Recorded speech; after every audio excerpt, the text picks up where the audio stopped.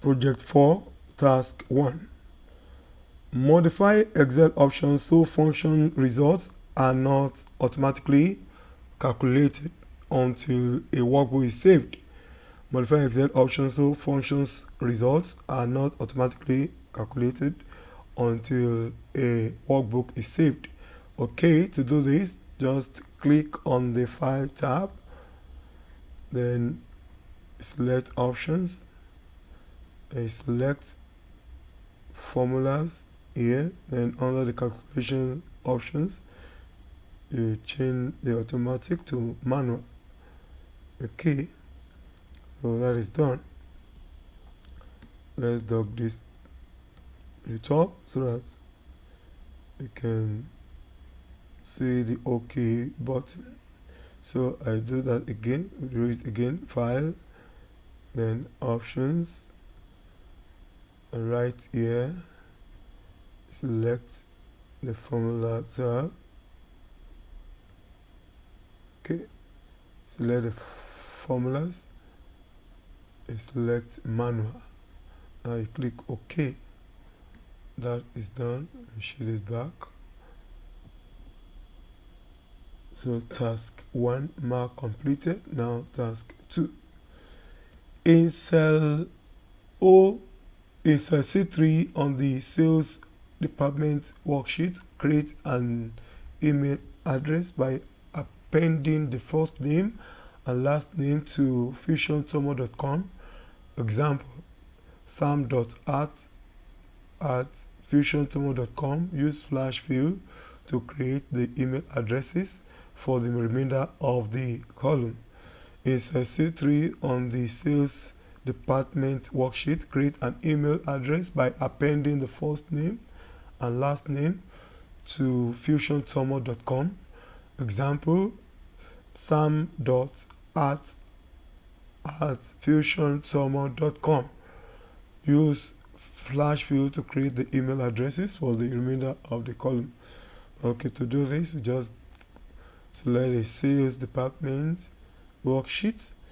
Right here in C3, it says C3, you type sam@fusiontomo.com. Okay, fusiontomo.com, and now you just click on cell C4, then you go to the Home tab. In the editing group, you see fill there, then select the drop down, then click to select flash fill. Okay, so the remaining has been done. Okay, create email for the remainder of the column. So that's it done. Now task 2 mark completed. And task 3. On the grain export worksheet, insert a function into cell H4 that will display the table sorted in ascending alphabetical order, first by product and then by country. On the grain export worksheet, insert a function into cell H4 that will display the table sorted in ascending alphabetical order, first by product and then by country. Okay, to do this, you go to the grain worksheet, select the grain worksheet, then it's H4. Okay, it's already selected. Insert a formula that will display the table sorted in ascending alphabetical order, first by product and then by country. Okay, right here in the formula bar, you type equal to sort. Okay, sort by. Okay, so we open the function argument. So the array will be the data to sort. Okay, just select that and sort by array 1, sort by products. First by product, so you go to products,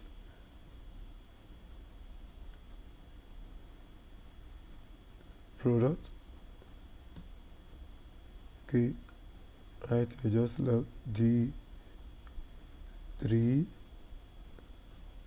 select that down, okay,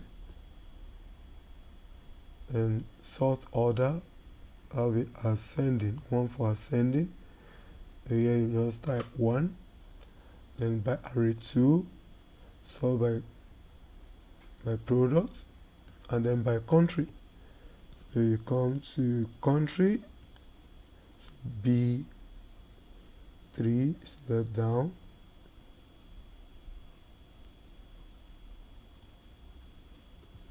okay,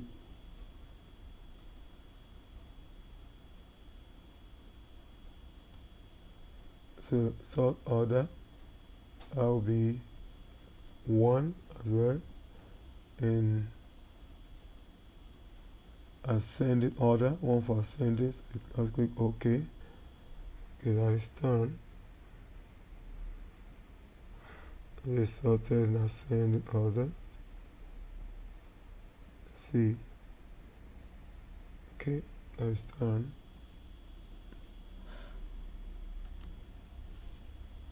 So task 3 now completed.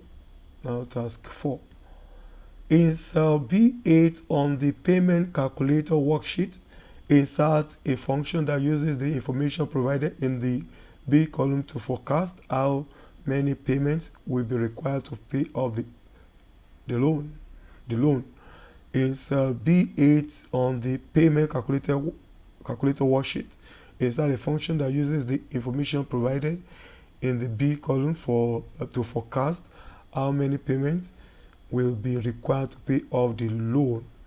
Okay, so you just go to the payment calculator worksheet. Select B8. Okay, so inside the function, so we're going to use the function equals to NPAR function. So that returns the number of periods for an investment based on periodic constant payment at a constant interest rate. So period stands for number of periods. So it helps calculate the number of periods required to pay off a loan, right? Pay off a loan or investment. So now let's open this. Just open the rate. Okay, the rate is 5% as the annual interest. The annual interest rate is 5%. So in doing this, since the payments are made monthly, so you just divide this by 12. Okay, so the payment, that's the payment amount, that's 500. So these are outgoing payment, so it's going to be negative. So since outgoing payment, so just make it a negative value. So that's the outgoing payment. Then payment PV, that's the payment value. The payment value is written as the loan amount. So the payment value, so that's the present value or the lump sum amount. The lump sum amount that is series of future payment is what now. So we just click here, that's for the payment value. Then the future payment as the FV is the future value, or the future value rather, FV, future value, or a cash balance you want to attain after the last payment is made. So we omitted as 0, so this is usually 0. Then the type as well is the logical value, payment at the beginning of the period. Okay, so that is 1, and payment at the end of the period is 0. So, or we omit this. This is not just compulsory. You can just omit. You can omit it. Just click OK. So that is done. So the amount now is 130. That's the period. The payment period is 130.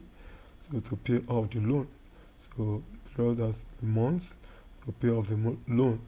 So that's 130. So task 4 mark completed. Now task 5. Create a pivot table on a new worksheet named pivot table that shows the amount of each grain exported by each country. Use the data on the grain export worksheet. Position the new worksheet as the rightmost tab. Create a pivot table on a new worksheet named pivot table that shows the amount of each grain exported by each country.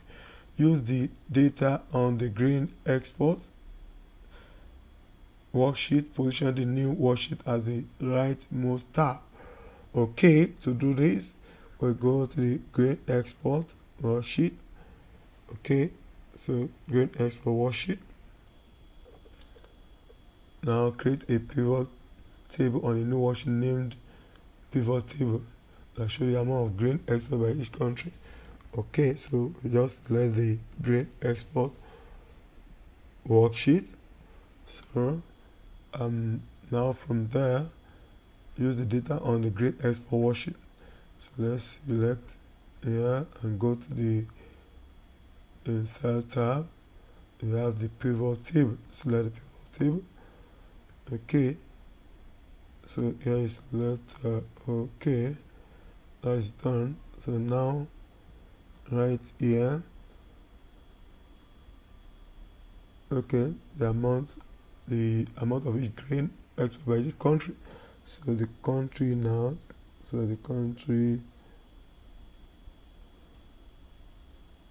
just place it, drop it, the row and the product as well. You just place it under it.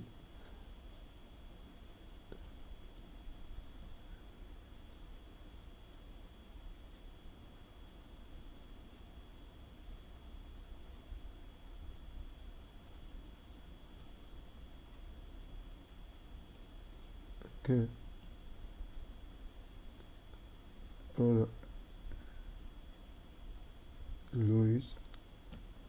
Okay, now it's done. Then the metric tons as a value. Let's place it here as a value. Okay, now it's done. So the product now appear under the country now, and with the metric ton shown here. Okay, so then name the new worksheet pivot table. So just right click the new worksheet created, a name as pivot table.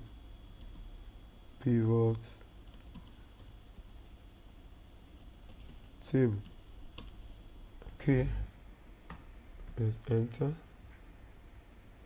So you can drag this one. So drag this. Okay, position the new worksheet as the rightmost tab. Just drag. So and just drag it to the last worksheet.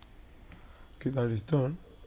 Now task 5 mark completed. Okay, a great project.